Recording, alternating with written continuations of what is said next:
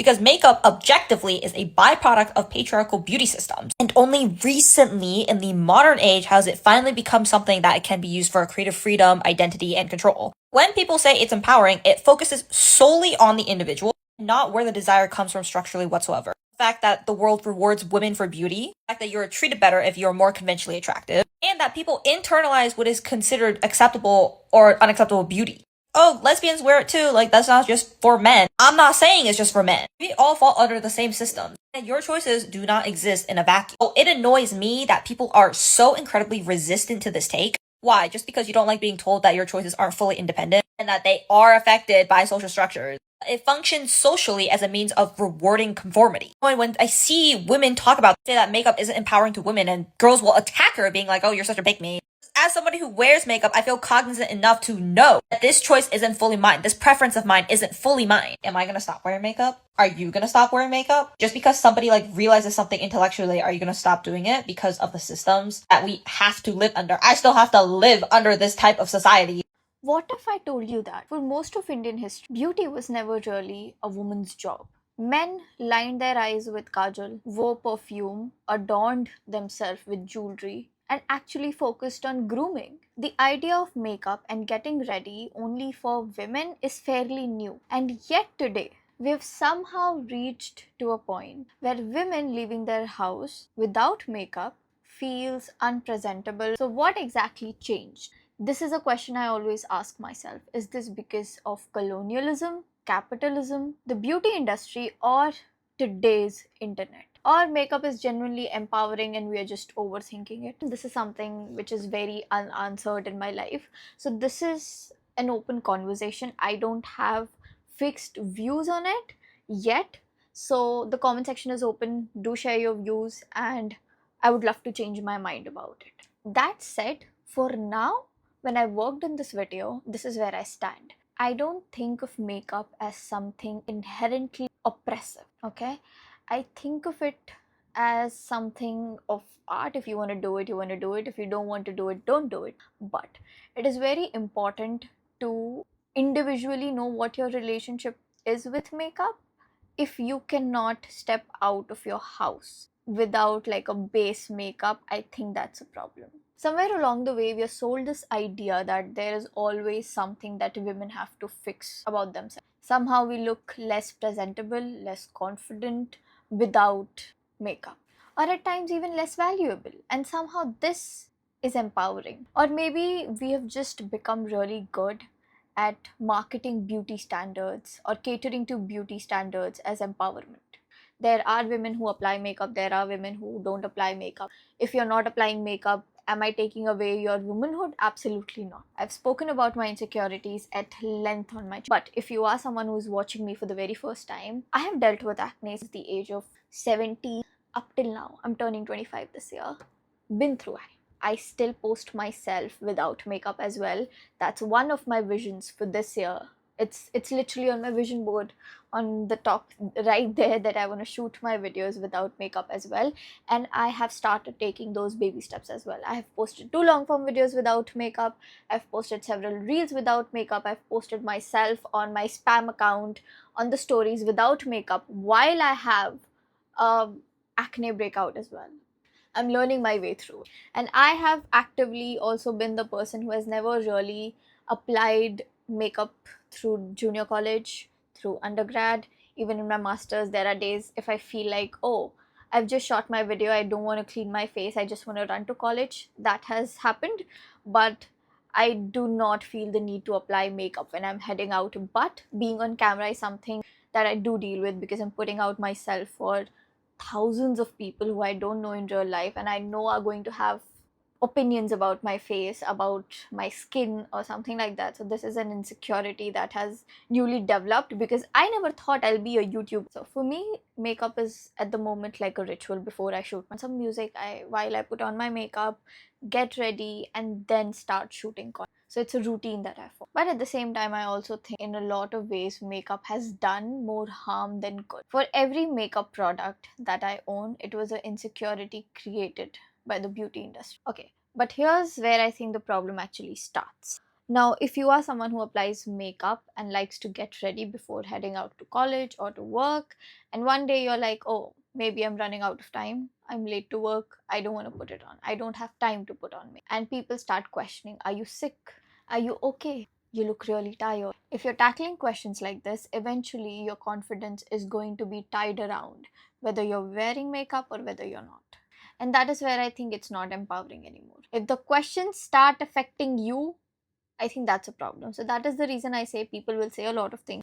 What matters is the kind of relationship you share with makeup. And at the same time, I'm not someone who would say that, oh, just don't put on makeup ever on your face or some shit like that. I would say, as someone who has dealt with insecurities, and makeup is a way that helps me put myself out there on camera and do a lot of things I never expected that I would do. So I would always say, if as a woman you feel like you want to apply makeup, do it. If you feel like as a woman you don't want to apply makeup, don't do it. Either way, you're not better than other women, nor other women are better than you. You're just as same. It's just an individual choice that you are trying to make.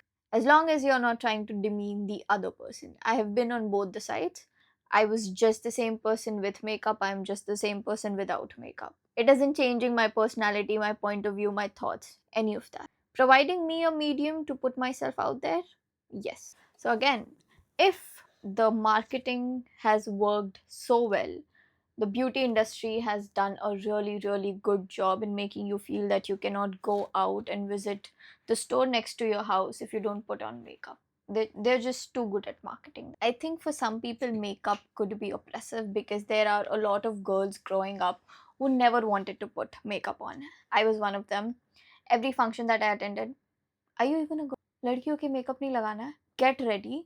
And by getting ready is always makeup on my face. When I was a 10-year-old kid, my parents never allowed that to me, and I was happy with that. Makeup is not oppressive. The beauty industry and its marketing surely is. One of the first reasons that you feel insecure is because they set up these unrealistic standards to sell you more products. Okay? There's no justification to that. Decades of marketing that convinced women that there's always something present that we need to fix about ourselves, our face, our body, our hair. At times we are too dark, we are too pale, too many pimples, too many wrinkles, lips are too thin, eyes are too big, your hair is super frizzy, and there's always another product that they have ready to sell to you. Down the line, now what has happened is women's insecurities have become the biggest industry in the world. Now it's empowerment. You can't even question it because the moment you start a conversation, you become anti women. You're taking their womanhood away from them. I think the funniest side is that a lot of brands lately market their product in the name of loving yourself while changing yourself as well. They sell you insecurities, they market insecurities, create new insecurities, talk about feminism, and also push you these products. I am opening this conversation and talking about this because even I am actively a participant of the system that inherently is giving more insecurities to women day by day. And I'm finding ways to get out of it. And I want to be honest because this is a journey that I've actively taken. One of the reasons that I've started creating content is because I could never find somebody relatable enough. So, what's the point of me faking confidence to my own audience? Now, even when we're talking about makeup, if we want to trace the idea of just ornaments, fragrances, beauty, jewelry, all of that, and even makeup to an extent, I think we kind of need to go back in time and talk about the Indus Valley Civilization. Excavations in Mohenjo-daro, Harappa, Dholavira have let us uncover a lot of things. Ivory combs, cosmetic palettes, pigment containers, razors, tweezers, shell bangles, a hell lot of things. A cosmetic container with a black pigment very similar to a kajal. So you can't really say it for sure, but grooming and these sort of things were a part of daily routine, at least for some. Even when you look at the priest king, he's fairly groomed. Rigved or Atharvaved, there are mentions of fragrant oils. Mahabharata, Ramayana, even if you want to focus on these epics, there were mention of turmeric, sandalwood, flowers used in hairstyles, ornaments, of course. Further, if you want to go, I think would be the Mauryan Empire. In Arthashastra, there are mentions of trade related to fragrant luxury, perfume sort of a thing. You can see these sort of similar things in Ajanta caves as well. Carvings in the temple as well. I think this would be during the Chola dynasty, if I'm not wrong. Even during the Mughal Empire, there is surma, there's attar or itar, I don't know what exactly people call it. I've seen them use both these words. Rosewater, sandalwood, saffron, henna, textile, jewelry, all of these things were used. And these were not really things which were very gender specific. Of course, it could be class specific, but not gender. From all of this, in the current day and age, how did we shift so much that beauty is something which is only subjected to women? Men who participate in grooming, wearing ornaments, or anything a little extra to take care of themselves are somehow demeaned, joked upon. Maybe during the British Raj, a couple of things might have changed. Victorian idols obviously had very strict gendered rules. Visible ornaments, or I don't know, maybe things related to grooming would not be very appropriate for men, according to them, because they were a lot into modesty pushed on women with layers and layers of garments, of course. Later, industrialization, advertising increasingly started targeting only women. Beauty became a part of the modern women image, while male grooming just stayed very specific to hygiene. Now, I think this helped a lot in shifting something related to grooming and taking care of themselves into something which is like very female and women coded. This was the same pattern which also was influenced through cinema, media, magazines, advertisements, marketing. Maybe the historical pattern isn't that clear per se, but I think this could have affected a little bit. Things are changing in our generation, but at the same time, I know a lot of people. Maybe it could be because of the class disparity to a certain extent. So I could say in India, mostly even being barefaced is somewhat normal comparatively to other generation. For my mom's generation, for sure, I think things in our generation is changing a lot because maybe we are following more trends, because maybe we have a lot more money to spend in that sense. Not really a lot more money, but maybe we are just spending a lot and over consuming a lot in general. Now, due to the internet, all these trends, makeup, beauty has become really, really common. And I have seen this especially blow up after 2020. There are places where women are judged for putting on makeup. They're not worthy of work. Oh, these are the sort of women who only focus on lipstick and mascara and not really on work. They are not capable enough to work. Wasting their time. Oh, these are modern women. There also has to be some sort of morality lesson added for her in this. A red lip, for example. Or she's doing makeup to seek attention from men. Since when is makeup about men is something which is beyond me. I mean, men don't even know how normal makeup or clean girl makeup, what's even the difference at this point. I think all of these decisions could be made by anybody. It's all your choice. But the point is of demeaning. As much as I've seen, women are mostly pushed to put on makeup after they're married, to dress up for their husbands, not for anybody else. Before marriage, don't try to seek attention from men by looking good or taking care of yourself, but after you've gotten married, put on makeup for just your husband. You can't even do something to look good for yourself even once in your life. During my school days, girls were even shamed by our principal and our teachers for even applying lip balm. Chapped lips in winter is fine, but don't apply a lip balm or tie a ponytail because you're going to get some man out there pregnant or some kid in the class pregnant. That is what I grew up with. I never got to experiment these things, and now I love it. Doing your nails, a lot of skincare, a lot of makeup trends has blown up after the TikTok and the TikTokification of Instagram in specific. All of these trends have trickled down. Like every month, to feel like a woman, I have to spend at least 1,000 to 1,200 rupees to get my nails done. And if I say that I don't want to do it, I'm not a girl's girl or something like that, I'm just not comfortable. On top of it, I think Indian food, I just can't, like, so much of oil and haldi on the nails every time, it will hurt me if my nails are ruined. Come on. I think it's not only just about makeup itself being the problem, it's the relationship that you share with. My relationship with makeup is that I can't put myself out there on the internet without makeup. So I need to fix that. I need to find a balance. I should be able to put on makeup and post myself. I should be able to not put on makeup and even post myself. With my real life, things are pretty sorted for me. Either of these things are not making me less or more of a woman, but it's just a balance that I need to have, and I need to get over my insecurity. I'm a normal human. I have skin with texture, I have skin with pigmentation, dark marks, or things I've dealt with, or hormonal acne, or when I'm about to get my periods, I'm going to break out. That's bound to happen, but I'm here trying to fix it, trying to hide it, trying to cover it. Yes, I think those things make me ugly, and they're not up to the mark or up to the standard of society. So I am actively hiding them. It's not only about enhancing my facial features, but also hiding the unacceptable or not beautiful enough things that I have on my body as a human.